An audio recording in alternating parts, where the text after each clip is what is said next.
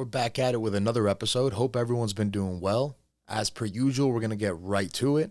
And we got a lot to talk about. You know, we got some fights coming up that we're going to talk about. We got some MMA news that we talk about usually. And we're going to break down a news segment as well. We're going to get into that in a little bit. And I want to get right into the fights, of course. Let's start with the fight that's coming up, not this weekend, but the next weekend. It's Sean Strickland versus Jack Hermansen, UFC Fight Night 200. That's February 5th. So UFC taking a week off here.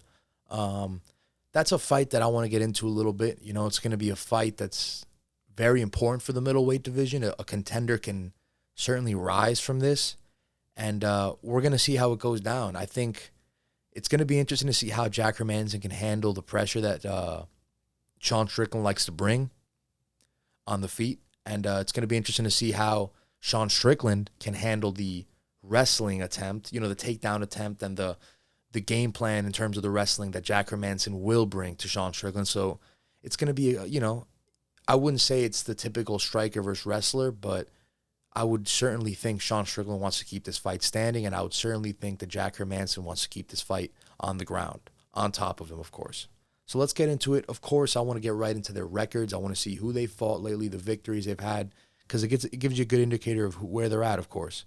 So for Jack Hermansen, let's go back to 2018 where he got on a little bit of a win streak. He won 4 in a row.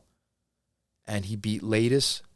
And then he goes and wins 3 in a row that are real impressive. He beats Gerald Mearshar. He beats David Branch and Ronald Souza. He beats Jacare. So that was 3 big wins out of those. You know, the Labes fight was very, very good as well, or the latest fight. Certainly the bigger names in this are, Souza, Branch, and Mearshar. And those are very impressive performances. Those are certainly performances that put him on the map, got him a fight against Jared Cannonier. And, he lost that one. But he did bounce back. He submitted Kelvin Gastelum. I do remember that one. That was a quick one. Got his ankle in the first round early on. That's all she wrote. And then he fought Marvin. And at that point, you thought Hermansen was real. Like, you thought this guy could be fighting for a title real soon. In comes Marvin Vettori. Beats him. A good fight. It was a decision, a unanimous decision for Marvin. But it was a good fight nonetheless. And I think that fight and a couple of other fights, including his victory against Shabazian, really just exposed even more what we knew about Jack Hermansen. And that's that, his striking is not that good. He's always going to go for the wrestling, of course, because we've seen him get lit up at times on the feet. And we're going to get a little bit into that. But let's go to Sean Strickland's record now. And Sean Strickland is now on a 5-fight win streak since he lost to Dos Santos back in 2018. So he's beat Talib. He's beat Jack Marshman, Brendan Allen, good win, Yako, and Uriah Hall. So the guy's put together 5 wins in a row, and he's doing it in good fashion. When he wins, he really beats you up. Like, that's a guy that makes it a dirty fight, and he really just likes to mix it up as well. Clinch exchanges, likes to, throw wild combinations, clinch exchanges, grind you up against the fence, uses wrestling. He really does it all. He is you could tell he's a complete mixed martial artist. He works on all aspects of his game well. And I think that's something that's really going to help him in this fight. So if we talk about how the fight's going to go down, I would say that Sean Strickland wins the fight. I think Sean Strickland's going to keep this fight standing. And one thing I've noticed about Jack Hermansen is Jack Hermansen, he'll do better if he's dealing with a striker that wants to pick him apart on the outside, similar to an Edmund Shabazian. He's not going to get knocked out. But where he does not thrive on the feet and where things go very bad, very quick, is when a guy likes to keep him on the back foot, likes to put the pressure on him, get in his face and really start throwing shots, really make it a fight. That's where Jack Hermansen really struggles and gets exposed in the striking department. Not saying Shabazian didn't expose him. He did. Shabazian was lighting him up as well. But Shabazian is not going to rush in a lot of times. He's going to pick him apart and he's going to do what he has to do from the outside for the most part. But Sean Strickland is going to get into his face, and that could spell disaster for Jack Hermansen, rather. And it's hard to go for a takedown. It's hard to shoot for a double or for a single when you're on the back foot, when you're getting punches thrown to your face left and right, because Sean Strickland likes to throw those wild combinations. He likes to throw these wild left-right hook combinations. He has a really, really good jab. His left jab, solid jab. So I do expect Sean Strickland to win. I think Sean Strickland is good enough to at least hold his own on the ground to where he can get it back up. I'm not saying he's a better wrestler than Jack Hermansen or a grappler. I don't think he is. But Sean Strickland, his wrestling has impressed me in the past. I think that he would even be willing to take the fight to the ground if he had Jack Hermansen hurt or whatever the case may be. I think Sean Strickland would, you know. I expect to see a lot of times where he's grinding him up against the cage because that's what he likes to do. He likes to throw elbows in the clinch. He likes to throw these close-range shots and make it a dirty fight, like we said. So I do expect Sean Strickland to get his hand raised in that fight. And nonetheless, it will be interesting to see who wins that fight. I would say Sean Strickland's probably about a fight away from a title shot if he could win this. If he could win this, because what's he ranked now? Like number 7? So if he could win this fight, you get another victory inside the top 5, you're probably looking at a title fight coming up for you. If, Jack Hermansen can win, he's had a couple setbacks recently, so he's going to need a couple more fights, probably 2, maybe 3 to get back to the title shot. Or to get to the title shot, rather. So expect a good fight and expect an important fight. The outcome is going to be an important one for the middleweight division nonetheless. So expect that. Let's move on. We got UFC 271 now, right? Adesanya versus Whittaker. I think this fight on this card, there could be a couple of Fight of the Year nominations here. It's gonna be a good card. It's going to be a good card. So far, we've got, let's break down some of the big fights on the undercard. We got Jared Cannonier versus Derek Brunson. That's a good fight. We have Jared Cannonier on the UFC website as the -190 favorite. Derek Brunson at +160. That's going to be a good fight. Obviously, Derek Brunson's going to want to keep it on the ground. He's going to want to take him down. He's going to want to smother him because Derek Brunson just smothers people with his wrestling. He is so good at just putting the pressure on you and taking you down and just keeping the fight on the ground, landing his ground and pound strikes, and more importantly, just controlling the fight on the ground. So good at that. He's going to look to do that. Jared Cannonier, I would give him the advantage in the striking department, so I would think he wants to keep it standing. But it's going to be interesting to see. I think there's going to be an interesting clash. It's going to be an interesting clash, rather. And the odds say that. The odds back that up. It's almost a pick'em fight. I'm going to have to go with Derek Brunson. I think Blonde Brunson is undefeated. So we can't go against him, and that's the sole reason why. I'm joking, but yeah, Derek Brunson, the guy's been on a streak. 5 fights in a row. He's on a 5-fight win streak. Let's pull up his last 5 fights to see who he's beaten to get here. Because it's impressive,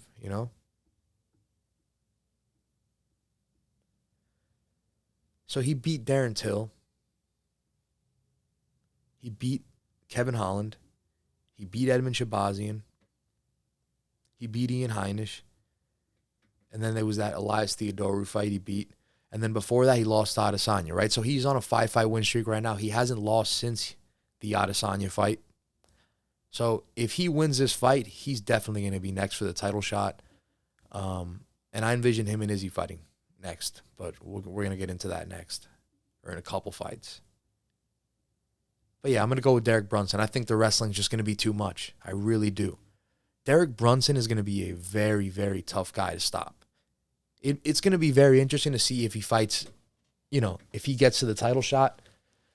It'll be very interesting to see what he can do against an Adesanya or Whittaker, because I would give him a shot in that fight. A great tool to have in MMA is wrestling. If you can wrestle, if that's what you're good at, that's your specialty, you have an advantage already in the fight. So, I'm going to go Derek Brunson there. It's going to be a good fight, though. What else we got on that card? Derek Lewis versus Tai Tuivasa. Now, I don't know if that's a co-main event or Derek Brunson versus Cannonier is the co-main event. 2 great fights nonetheless.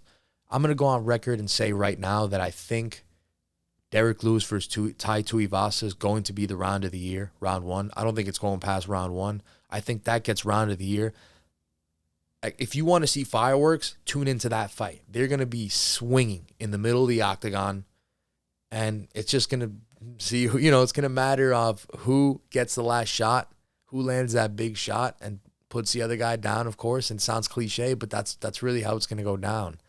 If I had to pick one, I haven't even thought about it, if I'm being honest. I'm going to go Derek Lewis just because of the experience.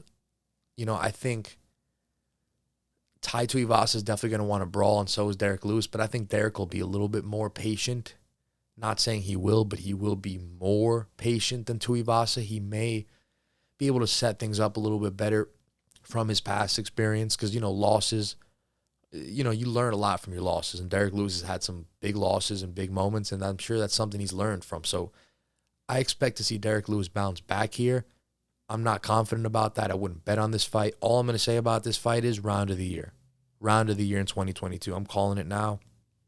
So that's a fight you want to watch. Whether you're a fan of MMA or not, that's a fight you want to watch, you know? Like, let's just pull up their records and look at the results. Derek Lewis, it's ridiculous. All his fights are KOs. You know, there's a couple that are decision, right? His last fight against Daukaus, right? Round 1 KO. You know, the Cyril Gane fight, well, that one went to round 3, right? Cyril was trying to keep the distance and avoid the big shot. But before that, Curtis Blades, round 2 knockout. Alexei Oleinik, round 2 knockout. Latifi, that one was a decision. Latifi's a tough guy. Blagoy Ivanov, another tough guy, so that was also a decision. You know, the junior fight ended in TKO for him. You know, he lost 2. He lost to DC. But before that, check it out. Volkov KO. The Ngannou fight, real tentative. Before that, KO, KO, KO, TKO, TKO, TKO, KO.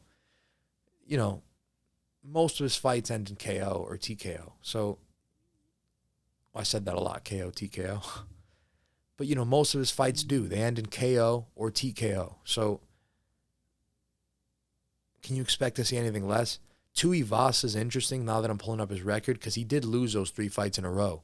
And I can't even lie. When he lost to Junior Dos Santos, he was obviously at a high right after before the junior fight because he had won how many in a row? Look at this. He was like, what, 10-0, 11-0?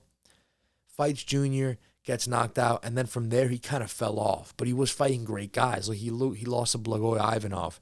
He got choked out by it was a triangle by Spivak. He was losing to good guys, and I kind of thought that was going to be his downfall. You know, a lot of times, like we spoke about in the previous episode, you see one guy lose one fight, and it's kind of just the beginning of this downfall. It's weird. It's like you rise up all the way to the top. You know, it's like a steep rise to the top, steep fall to the bottom. You know, it's crazy how the sport is. But he's bounced back because he's lost 3 in a row, but now he's won 4 in a row, which is insane. And like what we said about the Derek Lewis fight, you know, like losses are a big learning. You know, are a big learning lesson for you. So he beat Stefan Struve, knocked him out. Knocked out Hunsucker. That's a great name. Knocked out Greg Hardy. Knocked out Augusto Sakai in the last fight. So it's all just knockouts all across the board for Derek Lewis and Tuivasa. So I'm expecting round of the year. And I'm not expecting that to go past 1 round. If this fight went to decision, if somebody was brave enough to put some money on this fight going to decision, that'd be a pretty big payout. Because I don't think anyone thinks it is. But then again, we spoke about the Ngannou versus Cyril Gane fight. Anything could happen. If this fight went to a decision, this fight ain't going to decision. I don't see it. I do not see it. No scenario where this fight goes to decision. If you want to put your money towards a round 1 finish. Because that is going to happen. Stuck on this fight. Such a good fight. I'm like stuck on it. Let's move on to the main event. Let's move on to Israel Adesanya versus Robert Whittaker. And I went back and watched the Adesanya versus Whittaker 1 fight again this morning. And I noticed that Whittaker in the Adesanya fight, I don't know what it was. I don't know if he did his homework and watched the Kelvin Gastelum fight where Kelvin would rush in, have these wild exchanges, and actually caught Israel, hurt him a couple times, made it a dogfight. I guess maybe that's what it is. But Robert Whittaker in that fight was, you know, he would strike with him, right? He would just exchange with him. It was pretty much a chess match, right? Like a lot of Robert Whittaker's fights are, like a lot of Israel Adesanya's fights are, because they're just incredibly technical fighters, gifted fighters. But in that fight, Robert Whittaker did that. He did his thing, but a lot of times he would just come in and rush Israel Adesanya. He would just bum rush him. And he did that, I don't know how many times in the fight, 10 times at least. And that's ultimately what got him caught in the fight, right? That's what got him caught. And then He came in, rushed him, and Israel caught him with, I believe it was a left hook, right hook, something along those lines. Dropped him, put him down. And Israel was catching him with a lot of counter hooks when Robert Whittaker would come in like that and throughout the fight. And then, the last one caught him and put him down for good. But that was sort of the difference between Robert Whittaker there and Robert Whittaker and his other fights. That and the wrestling. Robert Whittaker is usually more composed striker, doesn't rush in like that, and mixes in the wrestling when he has to. And then, that's how he wins his fights. He didn't do that in the first fight. He didn't mix in any wrestling whatsoever. He rushed him too much. And if there's one thing you don't do against Israel Adesanya, who might be the most clinical striker in UFC history and mixed martial arts history, if there's one thing you don't do to Adesanya is rush him, because he is an incredible counter striker. He is waiting on the outside, and he's going to pick you apart. He is the ultimate guy at picking you apart from the outside, kicking at your legs, jabbing your face off. He's incredible. So if you want to play that game with him, it's not going to work. So I wouldn't say that the game plan for Whittaker is just stand and strike with him and just don't bum rush him. That's enough. No, you have to do that, but you have to mix in the takedowns as well. And Whittaker knows that. He's aware of that. He said it. It's no secret. And he was able to say it openly because it is no secret.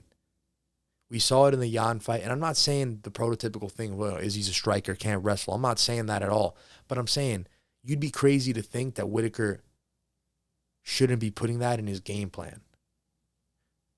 Or, I'm sorry, yeah, you would be crazy to think Robert Whittaker would not be putting that into his game plan. Wrestling Israel Adesanya, including takedowns. It has to be in the game plan. And that could be something that gets him a victory. I think it is something he's going to do, and I think he is going to have some success at times in taking Israel down. I really do.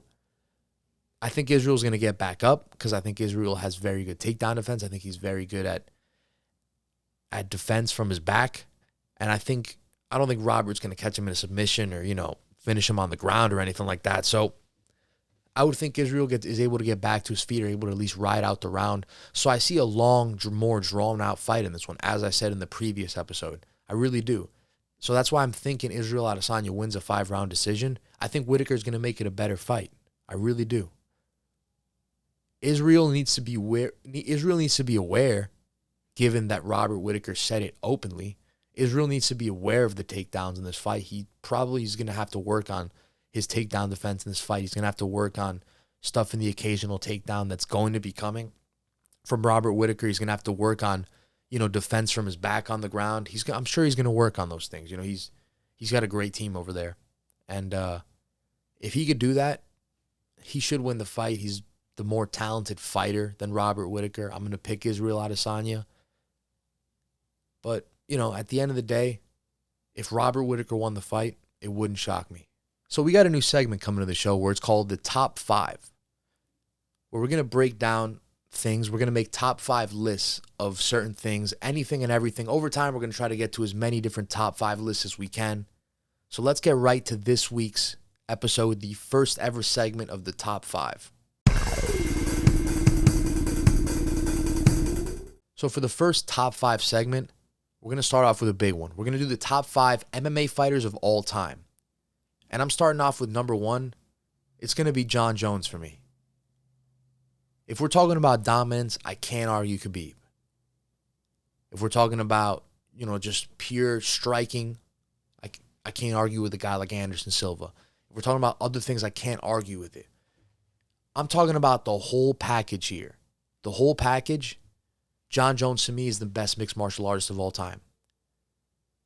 When I say dominance, if Khabib was Jon Jones' size and they fought, I think Khabib would beat him. I really do. But I take into account dominance, accolades, everything, the whole collection. Jon Jones, to me, is number 1. And all I have to do is just run you through his record, and that'll be enough. That's an argument right there that I don't think can be beat. Jon Jones' hit list in MMA, or not his hit list, but his record, the guys he's taken down, it is unmatched in the sport. So let's check this out. So Jon, starts his career off early, wins, starts off undefeated. Loses that BS fight to Matt Hamill, which we all know, that was ridiculous. He was beating him up, the DQ, right? It was Jon Jones was beating his ass, let's be honest. And he was on his way to another victory. So I don't really think, I think when I talk about Jon Jones personally, I like to say he's undefeated because that doesn't really count to me. Brandon Vera. We got Ryan Bader, Mauricio Shogun, Rampage Jackson, Lyoto Machida, Rashad Evans, Vitor Belfort, Chael Sonnen, Alexander Gustafsson, Glover Teixeira, Daniel Cormier, Ovince St. Preux, Daniel Cormier again, Alexander Gustafsson, Anthony Smith, Thiago Santos, Dominic Reyes. Come on. Who has that resume? Nobody. And like people say, Khabib, dominance, this and that. Okay, look at Jon early in his career. Jon was smashing people early in his career. Khabib maybe just wasn't around long enough for there to be times when people would bring the fight back to him. Because Khabib, how many fights did he have in the UFC? What did he retire like 13-0, I believe, in the UFC? So, and I keep bringing Khabib into the equation because I think that highly of him. But, Jon Jones is definitely a guy who, how can you argue it? If we're talking about outside the octagon, all the stuff, mistakes he's made, the DUI, all this stuff, I can't argue it. In the ring, has he had a few questionable decisions? Sure, he has. But I take that as a learning lesson. Fighters like that come back stronger because they learn from those mistakes that they've made in that fight. Khabib's actually never had to face any adversity. So there might have been a day where somebody comes knocking on that door and, puts him out or something happens, So I think I would give the advantage to Jon Jones. I think Jon Jones is the best fighter of all time. And if you look at him, he's the complete package. He's the whole thing. Khabib, we know Khabib's a specialist. Khabib's going to wrestle you to death. That's what he's going to do. His striking is nothing to write home about. Jon Jones, you're talking about a complete mixed martial artist. He's going to wrestle you. He's going to out-wrestle you. He's going to out-grapple you. He's going to submit you. He's going to do everything. He's going to outstrike you. Jon Jones can do it all. He can knock you out. He can submit you. You name it, Jon Jones could do it. When you think about like athletes, right? You think about like guys like basketball players, football players, like athletes in the game, right? Like elite, like LeBron James, guys like that. Jon Jones is like an athlete. Like he looks like an athlete in the sport of mixed martial arts. Like the way his movements, everything. He's the complete package. And not only that, his grit, his championship mentality, his will to bounce back in the later rounds of fights where he's had some trouble. It's got to be Jones for me. It's got to be Jones. For number 2, we're going to go with Khabib. And it's no secret because we brought him up like 30 times when talking about Jon Jones. But Khabib for me, a lot of people like to say George St. Pierre. Here's the deal about George St. Pierre. I don't think you can be better than somebody who's lost. Or I don't think you can be better than somebody who's never lost and you have lost. And you're going to say, yeah, but GSP avenges losses. I'm not even talking about the GSP fights where he avenges losses. I'm not talking about the Matt Hughes loss that he avenged. I'm not talking about the Matt Serra loss that he avenged. I'm talking about the fight against Johnny Hendricks. Anyone with 2 eyes knows GSP lost that fight. Dana White knows it. Everyone knew it in that building on that night that GSP lost to Johnny Hendricks. And that was one of his last fights. He fought Bisping again, if I'm not mistaken, and then, he rode off into the sunset, right? That's a loss in my book. You lost. So I can't say that a guy who's lost a fight, or lost 3 fights, if you really want to say that, is better than a guy who I've never even seen face adversity, never even seen bleed in a fight. We've seen GSP and barn burners bleeding before. And credit to him. He's overcome adversity, like I said about Jones. But I got to give it to Khabib in this one. 29-0, the run he went on in the latter half. You could talk about who he didn't fight in the beginning of his career. Sure, I'll give it to you.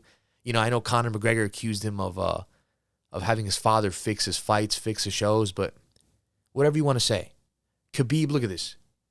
Justin Gaethje, Dustin Poirier, Conor McGregor, Ally Quinta, Edson Barboza, Michael Johnson, Rafael Dos Anjos. Say what you want. The guy is a killer. And the fact that he has never faced adversity like that in a fight puts him firmly at number 2 for me. And there's a list that, it's my opinion. It's anyone can have opinions. A lot of people have Silva as the GOAT or 1, 2, 3, et cetera, et cetera. Fedor. It's a great debate to have, and that's why we put it as the first segment for the top 5. Number 3, George Rush St. Pierre. I'm spoiling it because I keep making arguments of the current guy with the guy that's behind him. But nonetheless, George St. Pierre, yes. The guy who technically avenged every single loss in his career. A guy who for a long time was just the face of the UFC. And you look at his resume, man. Look at this. Look at George St. Pierre. You want to talk about a guy who comes close to stacking up to Jon Jones in terms of like resume, record? Look at GSP. Beats BJ Penn, beats Matt Hughes. Loses to Matt Serra, but avenges it. Josh Koscheck beats him. Matt Hughes avenges the Matt Hughes loss. Matt Serra, again, as we said. John Fitch, BJ Penn, Thiago Alves, Dan Hardy, Josh Koscheck, Jake Shields, Carlos Condit, Nick Diaz, Johnny Hendricks, which I don't think he won, but nonetheless, Michael Bisping. And these are all consecutive wins that I just named towards the latter half. Welterweight champion of the world, middleweight champion of the world. Didn't hold them simultaneously because that started happening later on. But, yeah, GSP, two division weight champion. So that's why if you had him ahead of Khabib, fine for me. I don't think there's anything wrong with that. The guy won 2 belts in 2 different weight classes. He does have that over Khabib. Number 4, this one could be controversial because maybe it's a little too early, but I'm going to go with Kamaru Usman. I really do. In terms of already resume and just in-ring dominance, in-ring performance, I will go with Kamaru Usman. I really do. You look at him, and he's a guy that ever since that loss that he had to, who was it that beat him? Caceres, I think his name was. Yeah, Jose Caceres. Early, before he was even in the UFC. Ever since he had that loss, the guy's won, 19 fights in a row? How many in the UFC? Because that's what really matters to me is what you did in the UFC. How many fights has he won? Let's check out Kamaru Usman in the UFC, and that's why he's already an all-time great. Let's just read off the names that he's beaten since he's gone to the UFC. The Ultimate Fighter finale, right? He beats Hassan. Then he beat Leon Edwards. Then he beats Yakovlev, Alves. He beat Sean Strickland. He beat Sergio Moraes. He beat Emil Mick. He beat Damian Maia. Beat Rafael dos Anjos, Tyron Woodley, Colby Covington, Jorge Masvidal, Gilbert Burns, Jorge Masvidal, Colby Covington. Are you kidding me? That might even be more impressive than Khabib. And you could say that, yeah, Khabib's never lost. But that was an early loss in Usman's career where he just made a mistake and got caught. Because Usman dominated people similar almost to Khabib. But I've seen Usman in more compromising positions than Khabib, certainly. I've never seen Khabib dropped in a fight by a punch, seen that from Usman. So, and I would never dream to see Khabib get taken down in a fight. And I do think Colby Covington technically took Usman down in the last fight. Usman still beat him, though, so that doesn't even matter. But, yeah, I got Kamaru Usman. I really do. I think he's on his way to passing GSP and get into that number 3 slot. So ask me again in a year and we'll remake this list. And it'll probably be a bit different, Number 5, I'm going to go with Anderson the Spider Silva. It's a guy who, the reason that he is number 5 and not higher on this list is for the sole purpose that he just stuck around for too long, unfortunately. You look at Anderson's last, 10 fights or so? So ever since the Chris Weidman loss, he lost to Weidman again. No contest versus Nick Diaz. Michael Bisping loss. Daniel Cormier loss. He beat Derek Brunson in that unanimous decision, but then he lost 3 in a row again. So I think that's tainted his legacy a bit. It's almost like the Vince Carter reference in the NBA. Vince Carter, I believe, would have been in a lot better placement in terms of his legacy, his Hall of Fame career, if he didn't stick around so long. Because it almost taints your legacy, just taking all these losses. Just do what GSP did, do what Khabib did, leave at the top. And I don't think that's something that he did the right way. But the reason he's number 5 on the list is, again, let us read off these names when he went on this 14-fight win streak, 13-fight win streak, whatever it was. I mean, down the stretch, Dan Henderson, James Irvin, Cote, Latisse, Forrest Griffin, Damian Maia, Chael Sonnen, Vitor Belfort, Okami, Chael Sonnen again, Stephan Bonner. Anderson's a legend. Anderson was Israel Adesanya before Israel Adesanya. He was the elite of the elite striker. He is the gold standard of MMA striking, still is to this day. So I put him at number 5. I'm going to give 2 honorable mentions. That is Stipe Miocic and Fedor Emelianenko. I think those guys could certainly be in that top 5 any day of the week. Stipe is a guy that if you look, but with the exception of Ngannou and an early loss in his career, he avenged he avenged the other couple losses he had. The Junior Dos Santos fight, he avenged that one as well. So we're talking about a guy in Stipe who his resume stacks up with almost anyone in the sport ever. Fedor Emelianenko, very similar. His resume stacks up to anyone in the sport ever. You know, you look at some of the guys he beat, the early days in Pride. Fedor was the boogeyman. Nobody wanted to fight that guy. So I would have those two as some honorable mentions in respect to those guys because I do think that they deserve to have that honorable mention. And that's going to conclude the top 5 for this week's episode. Let's leap into some fight news now. Jake Paul releases diss track video while targeting Dana White, Conor McGregor, and Jorge Masvidal. So I saw that this morning. It was funny. Like, it was creative on Jake's part. I thought one thing that he did was super petty, but I guess genius in part was bringing Chris Cyborg in there. We all know her history with Dana White, so if you're going to ruffle Dana's feathers, that might be one way to do it. In theory, I don't really think Dana give a fuck about the video, really. I don't think he cared. Dana's got a lot on his plate. You know, like a guy that's calling him out, a YouTuber that's not in his sport, that's not in his promotion, nonetheless. It's not really going to worry him too much. At the end of the day, I like it, though. It's funny. It's genius. It's a good marketing tool for Jake Paul. Does it really do much more? No, it's not going to do much, and I'll tell you why.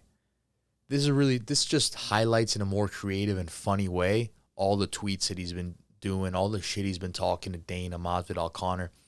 He didn't say anything he hasn't been saying in the past via tweets or some other form of content. This is just a funny way of doing it, you know? But he knows how to get the eyeballs. Brandon Moreno respects Henry Cejudo, but calls cornering of Davidson Figueiredo fight act of revenge.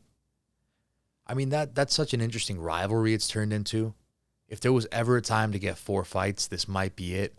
Their story in the octagon and outside of the octagon with these storylines of Moreno, Cejudo, Mexico, you know, the way that the fights have ended, all the storylines outside of the octagon warrant a 4th fight.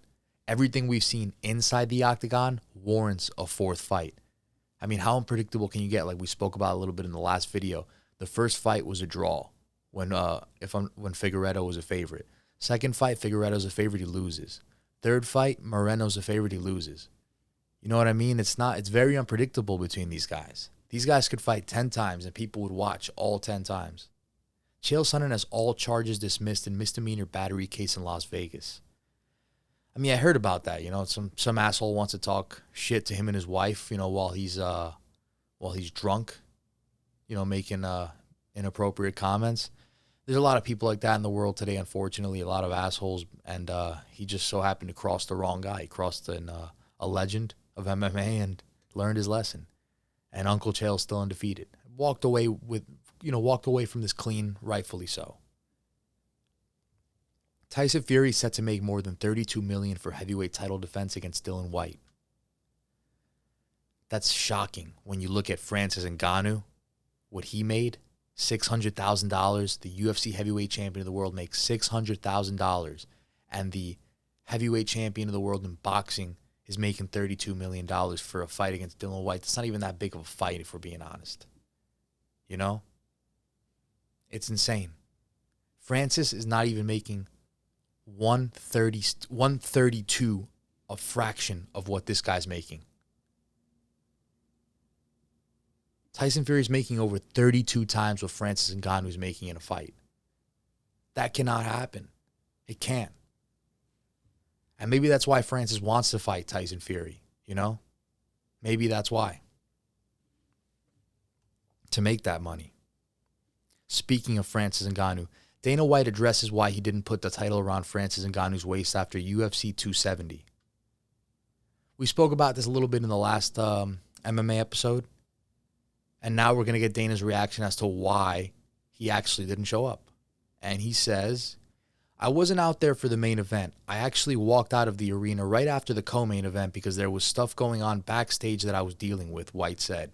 For anybody to think that I was showing any type of disrespect towards Francis, I saw Francis all week, you idiots. I shook his hand. I said hi to him. I was out there for the stare downs, the whole thing. So we call everyone an idiot. Classic Dana White. That's what Dana does. He's definitely not shy about how he feels. I mean, you know, let's give Dana the benefit of the doubt. Let's say that Dana White was right. You know, let's say that Dana wasn't, lying or anything. Something actually happened. It's just weird. At the very least, you could at least say it was a coincidence, a weird coincidence, right? Given who it was after he won the fight. Dana's always putting the belt around the champions at pay-per-views. Dana's always at the post-fight press conference at pay-per-views. So you could at least say it was ironic. It was a coincidence, whether it was true. Let's give Dana the benefit of the doubt, but it's definitely something to talk about or to think about almost, Ryan Bader opened a Fedor Emelianenko rematch under the right conditions. And we just talked about Fedor in the top 5 list. Fedor is a great fighter. But, why not just leave on top, One thing I will say about Fedor is at least he's still winning fights. If this was a guy who was in his 40s and is a legend of the sport, but he's losing fights and he wants to keep fighting, you might have to have a conversation with him as a promoter, as a friend. But Fedor Emelianenko rather, he's still winning fights, so it's hard to tell the guy to do something, to stop doing something he loves to do when he's still winning. So, he's obviously not who he was, but if he could still win, if he could still be competitive and still love what he's doing, why not? And if he could still do it, his body can hold up. It is what it is. I don't think we're going to see much more of him, so got to enjoy it while it lasts. Khabib Nurmagomedov cautions UFC Bellator. Quote, if they don't treat good fighters, Eagle is here. Khabib's English is incredible. What Khabib's pretty much saying is Bellator, UFC, if you don't pay your fighters, Eagle FC is here. And I'm actually a fan of what Eagle FC's been doing. I think they're going to do a good job. The whole thing with Kevin Lee, the 165-pound division, I thought that was smart. The 165-pound division was something that MMA fans wanted for a long time. It's something that the fighters wanted for a long time in those weight classes. So, it's going to be something it's going to be interesting. I think Khabib's smart for doing that. It's a good marketing tool. You're giving something that the fans want. You're giving people something that the fans wanted, that the fighters wanted. You're doing it. You're saying, why not do that, And I think he is going to have that, right? 55, 65, 75. And that's how a lot of people wanted the UFC to do it for a long time. More belts, more stars, better marketing, better promoting for fights.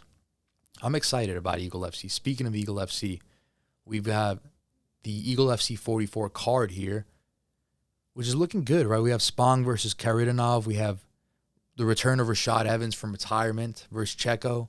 It's going to be interesting to see what Rashad does at 42. Ray Borg versus Cody Gibson. So there's some good fights on the card. I'm excited. I think Khabib's doing it the right way. And I think this Eagle FC Promotions, it's got promise. I'm going to watch it. And I think that they could do a good job. Are they ever going to reach UFC level? I doubt it. But they could be that second tier promotion. It could be that 1B perhaps to the UFC, or that second option that's enjoyable to watch. UFC middleweights Uriah Hall, Andre Muniz agreed to April 16th fight. So it gives Uriah Hall a good chance to bounce back after the loss to Sean Strickland. Jan Blachowicz versus Alexander Rakic scratched from UFC Columbus. Or did Uriah fight after that? I know he lost to Strickland. Back to the Jan thing. Jan Blachowicz versus Alexander Rakic scratched from UFC Columbus. Now, that's a fight I was looking forward to. It's a fight that had some good implications on the light heavyweight division. And it's a fight that we went over in a previous video. So it's a shame that it scratched. I think, if I'm not mistaken, I saw some sources say that they're looking to rebook the fight. So it's something we could revisit down the line.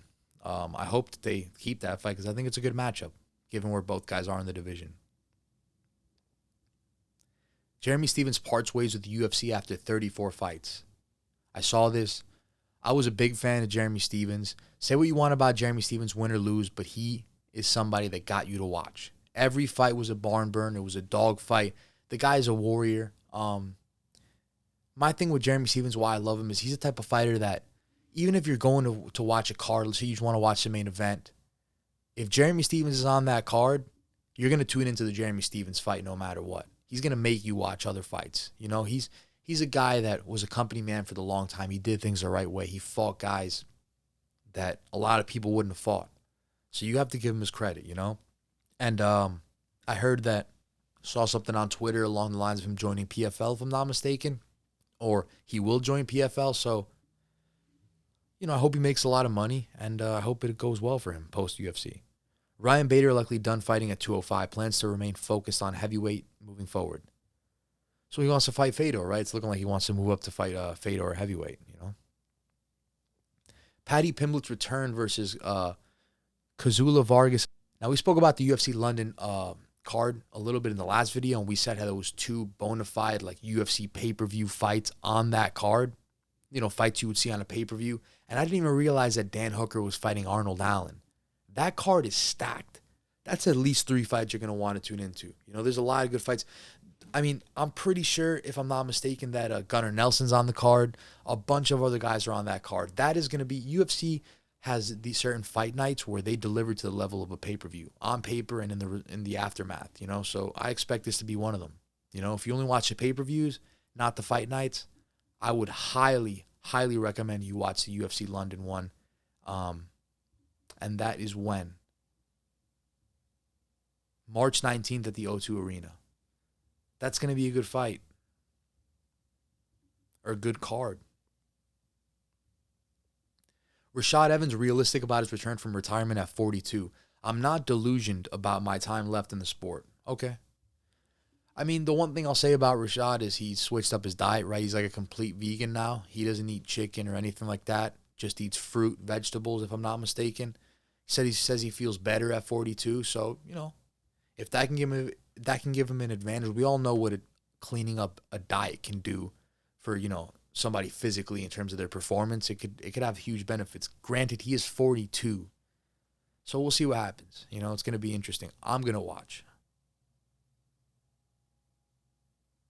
Dana White says UFC eyeing Michael Chandler versus Tony Ferguson, but fight not done. That's a good fight. It makes sense. Both guys coming off some losses, right? They're both hanging around like that 6-7 range in the division. So it's a good fight for both guys to get back on track. I would think Chandler wins that. And it sucks because I just know Tony. I don't think he's in his prime anymore. I don't want to say I know, but I just don't think Tony's in his prime anymore. And it's a shame, man. I don't know. Maybe a move to 170 now down the stretch of his career where he doesn't have to cut that weight to 55 will benefit him. But I think he needs to make a change. Something needs to change because it's not working anymore. Fernand Lopez told Cyril Gane not to kick Francis Ngannou's knee. Thought injury rumors were bait. That's interesting. Charles Oliveira defends lightweight title against Justin Gaethje at UFC 274. We saw that one. And that is going to be a good fight. We're going to break down that fight when the time comes. And hey, man, congrats to Justin Gaethje. He's going to get his second crack at the 155-pound belt. And let's see if Oliveira can defend his belt for the second time. Francis Ngannou to undergo knee surgery, recovery likely 9 to 10 months. All I'm going to say about this is, given the situation, given who it is, given the story with Dana and all that, expect an interim title. And if that gets pushed to like a year recovery and not 9 to 10 months, expect Francis Ngannou to be stripped of the belt. The way things are going with, you know, it doesn't look like things are going to end well, you know. Either it's going to be resolved or it's going to end ugly, I think. And at the very least, expect an interim title fight. Need a solution, UFC? I got you. Easy one. Stipe versus Jon Jones. Easily. Cyril just lost. You know, you don't want to push him back into the title picture or title fight that quick for an interim belt. He was already interim champion. Derek Lewis lost. You know, Stipe Miocic versus Jon Jones. Think about that. Great fight. Jon gets a fight back. Jon gets a fight at heavyweight finally. Fights a legend of the sport. Stipe, whether he wants to fight Ngannou right away or not, or whether Jon wants to fight for the undisputed belt right away or not, this fight guarantees you're going to fight Ngannou for the belt. Now, I don't know what's going to happen with Ngannou's contract and all that, but it guarantees it. So I think it's a fight both guys should take and would want to take. So UFC, do that. And with that, we're going to wrap up today's episode, I believe episode 4. And just keep tuned. Stay tuned, guys. You know, subscribe to the channel. Follow us on Twitter. Twitter link is below.